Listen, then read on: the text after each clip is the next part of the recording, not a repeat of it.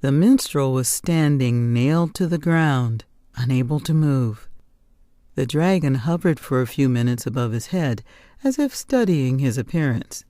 Then slowly and gradually it folded its wings and landed right beside Finnbar. The minstrel, who had held his breath until then, emitted a long breath and breathed in again deeply. "So, you are Finnbar," he heard a rumbling voice emitted from the direction of the dragon. He was now forced to look at the monster just to be polite.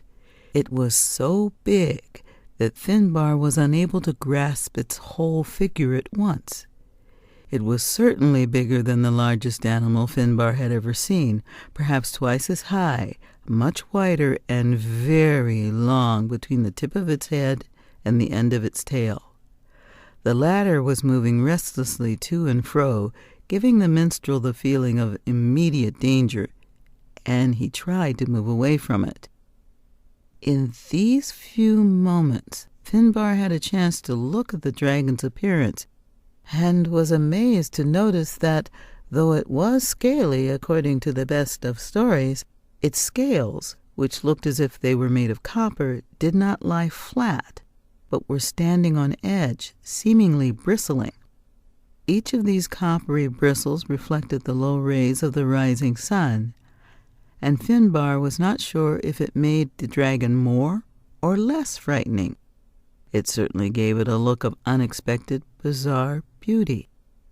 In addition, from among the spiky scales on its head shone a pair of the clearest green eyes he had ever seen. They reminded him of a woman he had met some time ago in very different circumstances, which he could not recall at that moment. The minstrel felt the need to be polite, at least for the purpose of averting danger, so he asked in his gentlest voice, "Did you speak?"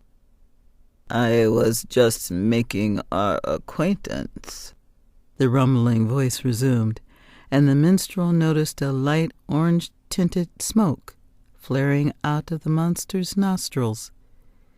"It is breathing fire," Finnbar thought fleetingly, his heart racing, and answered in a trembling voice, "Yes, I am Finnbar. And you are?" "We'll leave that for later. Right now, I have come to help you in your coming trouble." "What trouble?" The idea made Finnbar less aware of the danger emanating to him from the dragon itself. "Here it comes.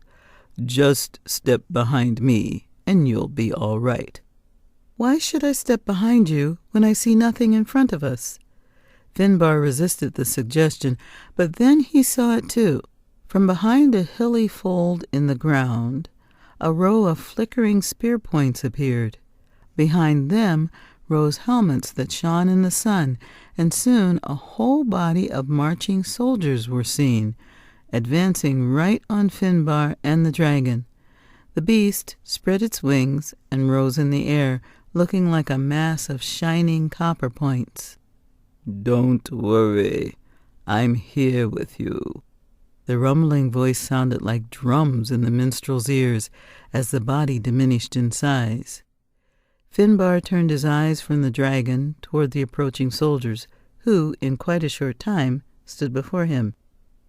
"Hey, man, what are you doing here all on your own?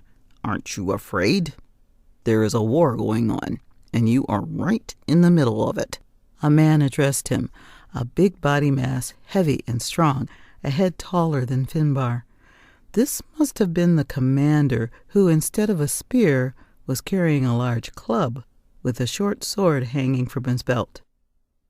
Finnbar had met military men before, as individuals, but never in such threatening circumstances. "I haven't heard of any war," Finnbar answered. As a wandering minstrel, he knew his way around people, and had never been afraid even of the strongest and most violent of them, but he had never met them in such a mass that made them look like an enormous monster, no less intimidating than the dragon.